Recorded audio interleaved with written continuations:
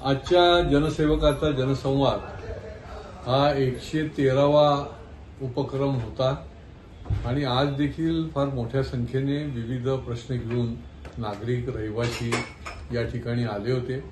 सर्वात महत्त्वाचं म्हणजे हा SRA जिथे जिथे प्रकल्प चालू आहे तिथले नागरिक आजही अजून पिचलेले आहेत, दुर्लक्षित आहेत। उलट त्यांच्यावरच जे विकासक आहेत ते दादागिरी करतायत। म्हणून मी विधिमंडळामध्ये अधिवेशनामध्ये जे सांगितलं की या विकासकांवर MPID लावा, यांच्या मुसक्या बांधा की जे भाडी देत नाहीत, जे फसवणूक करतात, जे वर्षानुवर्ष त्याचं बांधकाम देखील करत नाहीत, अशा विकासकांवर आपण MPID लावला पाहिजे। हा जो मी आग्रही मागणी करतोय ती या ठिकाणी खरंच आज दिसते।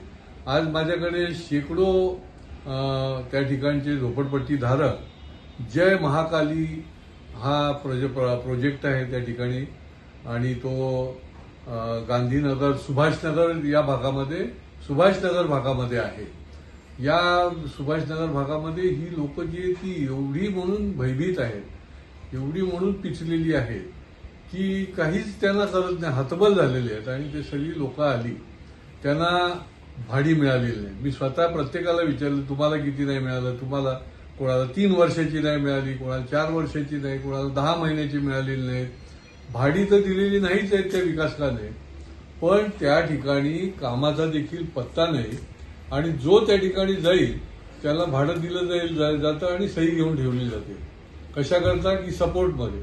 आणि त्याच्याही पेक्षा कहर म्हणजे की त्यांची माहिती जी आहे आता ती तपासून बघायला लागेल की 400-500 जे रहिवाशींची नावं जी आहेत ती खोटी कागदपत्र आणि खोट्या पद्धतीने त्या ठिकाणी अंतर्भूत केली गेलेली आहे, ती पण तपासायला पाहिजे। पण SRA ऑफिस करतं काय?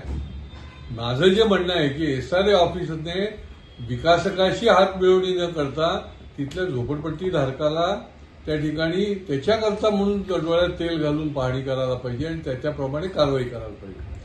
त्याच्यामुळे हा विषय जो आहे तो अत्यंत महत्वाचा आहे, कारण हजारो झोपडपट्टी धारक त्याच्यामध्ये अक्षरशः त्या ठिकाणी हतबल झालेले आहेत।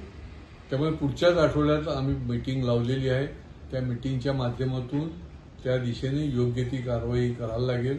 वेळ पडली तर तो सेक्शन जो आहे 313 त्याच्या खाली बदल पण करून घ्यायला लागेल। त्याचप्रमाणे फसवाफसवीची देखील अनेक प्रकार जसे आहेत तसे आमच्या इथे ज्ञानेश्वर नगर आहे, आमचे भूषण पाटील इथे बसलेत, माझे सहकारी आहेत, त्यांच्याबरोबर अनेक महिला अशा प्रकारचं बाटलीतलं पाणी घेऊन आले। हे दूषित पाणी आहे आणि हे हायवेच्या पलीकडे जो ज्ञानेश्वर नगर भाग आहे त्या ठिकाणी हे रॉ वॉटर दिलं जातं आणि हे रॉ वॉटर जे आहे ते दूषित पाणी जे आहे ते लहानापासून थोरापर्यंत प्यायला लागतं आणि त्यांची फार मोठी ही अडचण। आणि आज नाही आहे, ही काही वर्ष ही मंडळी जी आहे ते शुद्ध पाणी देखील आज पित नाहीये। म्हणजे कशा पद्धतीने नियोजन शून्य भोंगळ कारभार असू शकतो, हे शुद्ध पाणी पित नाहीये, हे अशा प्रकारचं पाणी ते घेऊन आल्या होत्या। आणि त्याच्यामुळे मी तातडीने संबंधित अधिकाऱ्यांशी चर्चा केली आणि त्याच्यामध्ये आता हे जागे होणार का? इतके दिवस यांना पाणी तसंच पाजलं यांनी, किती जणांना काय काय रोगराई झाली असेल माहिती नाही। आणि परंतु आता लोक जे आहे ते जागरूक झाले, त्यांनी मोर्चा पण काढला होता महापालिकेवर। आणि त्यामुळे माझी मागणी आहे, मी मुंबई महापालिकेच्याही अधिकाऱ्यांशी संपर्क केला, कारण की त्यांच्या इथून जे पाणी येतं त्या पाण्याच्या संबंधामध्ये जे प्युरिफिकेशन होऊन पाणी येतं ते पाणी या ठिकाणी जर जोडणी केली तर त्या ठिकाणी ते शुद्ध पाणी त्यांना मिळू शकतं आणि पुढच्या काही दिवसामध्ये अशा प्रकारची वॉर फुटिंगवर त्यांनी प्रक्रिया करण्याच्या संबंधामध्ये देखील माझं बोलणं झालं। पण नाही झालं तर तिथल्या लोकांना जोवरी शुद्ध पाणी येत नाही तोपर्यंत जागते राहो, त्या ठिकाणी आंदोलन करत राहा तोपर्यंत ती लाईन जी आहे ती जोडली जात नाही, अशा प्रकारची भूमिका मी त्यांना सांगितलेली आहे, मांडलेली आहे। त्याचबरोबर ठेवीदार जे आहेत या ठेवीदारांची फसवणूक ही जगभर चालू आहे। तशीच ठाण्यामध्ये देखील पुण्याहून लोक आले होते ठेवीदार। ही पॉन्जी स्कीम जी आहे याच्यामध्ये लोकांनी 40-50 लाख रुपये टाकलेले, त्यांना पहिले 4-5 महिने त्याचा परतावा मिळाला आणि त्याच्यानंतर सगळं बंद झालं. आज सचिन राणे नावाचे आहेत आणि त्यांच्या पत्नीला तर अटक झाली आहे, अजूनही त्यांच्या पार्टनरला अटक झाली आहे. मी EOWच्या अधिकाऱ्यांशी चर्चा केली आणि सचिन राणेला अजून अटकच झालेली नाही.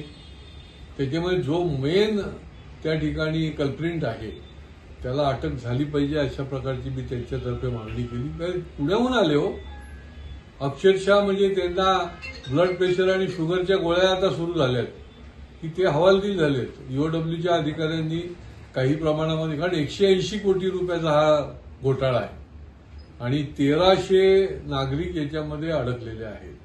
आता त्याला गती देणं हे अत्यंत गरजेचं आहे. EOWच्या अधिकाऱ्यांनी जरी काही प्रॉपर्टी ताब्यात घेतलेली असली तरी देखील त्याने काही यांची देणी भागणार नाहीये आणि त्याच्यामुळे पुढच्या काळामध्ये गृहसचिवाकडे देखील आम्ही जाऊन या सगळ्या गोष्टीचा पाठपुरावा करणार आहोत.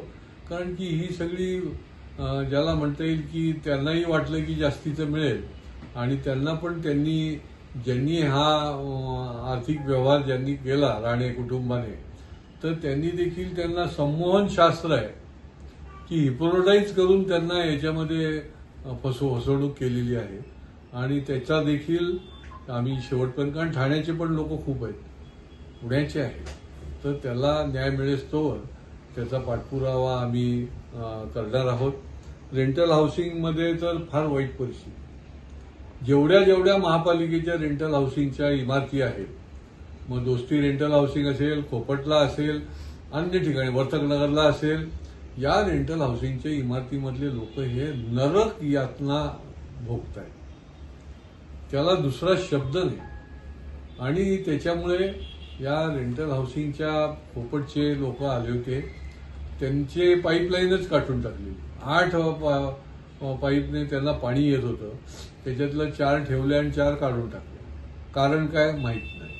वॉटर डिपार्टमेंटशी माझी आता चर्चा झाली. ते आजच्या आज तिकडे जाणार आहेत, पाहणी करणार आहेत, त्याची माहिती देणार आहेत आणि पुन्हा त्यांना पाणी जे आहे ते कसं सुरू होईल ते देखील बघणार आहेत. आणि त्याच्यामुळे सामान्य नागरिक जो आहे तो अक्षरशः निरनिराळ्या माध्यमातून कोणी फसलेला आहे, कोण पिचलेला आहे, परंतु त्यांना न्याय देण्यासाठी आम्ही सातत्याने प्रयत्न करतो आहोत. अनेक बाकी देखील लोक निरनिराळ्या विषयासाठी आले होते. स्वयंपुनर्विकास जो आहे त्याला आम्ही आता बढावा देतोय. सेल्फ रिडेव्हलपमेंट, कारण बिल्डर फसवणूक करायला लागले. आता एका विकासकाचं मी आता नाव नाही घेत, परंतु त्याचं नाव मी आज ना उद्या निश्चितपणे जाहीरपणे घेईन. त्याच्या माझ्याकडे आज 4 तक्रारी आलेल्या आणि पुनर्विकासाच्या मध्ये इतक्या पद्धतीने त्यांनी लोकांना फसवलेलं आहे, दिशाभूल केलेली आहे आणि त्याचं काहीच त्याच्यातून काही निघतच नाहीये काही. बरं, त्या ठिकाणाहून बाहेर पडले, त्यांना भाडं पण देत नाहीये आणि त्याच्यामुळे जर त्याने या संबंधामधला योग्य त्या दिशेने पाऊल उचललं नाही तर आम्हाला त्या सगळ्या लोकांना घेऊन त्याच्यावर क्रिमिनल कंप्लेंट देखील दाखल करायला लागेल. आणि आत्ताच वर्तकनगरच्या विषयामध्ये जवळजवळ 10 इमारतीतल्या फसवणूक केलेल्या विकासकाला नुकतीच अटक पण झालेली आहे आणि त्याच्यामुळे ह्या प्रक्रिया अधिक वेगाने आणि अधिक त्या ठिकाणी जोरकसपणे करणं ही आता काळाची गरज झालेली आहे असं मला वाटतं. आणि याचा सातत्याने पाठपुरावा करण्याचं काम मी आणि माझे सर्व सहकारी जे आहे ते आम्ही सगळे मिळून सातत्याने करत राहणार.